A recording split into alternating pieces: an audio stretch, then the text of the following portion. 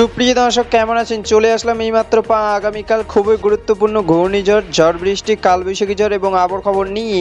দর্শক, আজকে ভিডিওতে জানিয়ে দেবো আগামীকাল 24 ঘন্টায় কেমন তার সম্ভাবনা রয়েছে বাংলাদেশে 8টি বিভাগে 64 জেলা আবহাওয়া পরিস্থিতি, এবং আরও জানিয়ে দেবো পশ্চিমবঙ্গে কোথাও কোনো বৃষ্টিপাতের সম্ভাবনা আছে কি না। দর্শক, আপনি যদি আমাদের চ্যানেল নতুন দর্শক হয়ে থাকেন তাহলে চ্যানেলটিকে সাবস্ক্রাইব করে পাশে থাকা বেল আইকনটি অন করে দিন।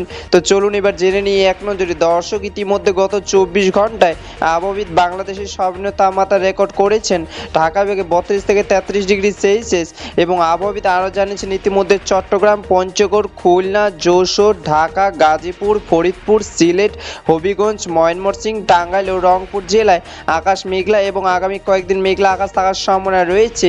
এবং পশ্চিমবঙ্গে আবহাওয়া অধিদপ্তর সর্বনিম্ন তাপমাত্রা রেকর্ড করেছেন হলদিয়া, বর্ধমান এবং রায়গঞ্জে 34 থেকে 35 ডিগ্রি সেলসিয়াস, এবং পশ্চিমবঙ্গে হলদিয়া, খড়গপুর, কলকাতা, বীরভূম, বাঁকুড়া, পুরুলিয়া, আসানসোল, রায়গঞ্জ কয়েকদিন মেঘলা আকাশ থাকার সম্ভাবনা রয়েছে।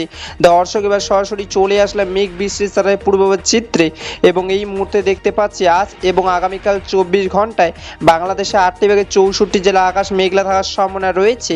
আপাতত 24 ঘন্টায় রাজশাহী, বরিশাল, ঢাকা, গাজীপুর, টাঙ্গাইল, সিলেট, হবিগঞ্জ হালকা বৃষ্টি পড়ার সম্ভাবনা রয়েছে, এবং পশ্চিমবঙ্গে মুর্শিদাবাদ, বোলপুর, আসানসোল, খড়গপুর, বাঁকুড়া, কলকাতা, হলদিয়া হালকা বৃষ্টি পড়ার সম্ভাবনা রয়েছে।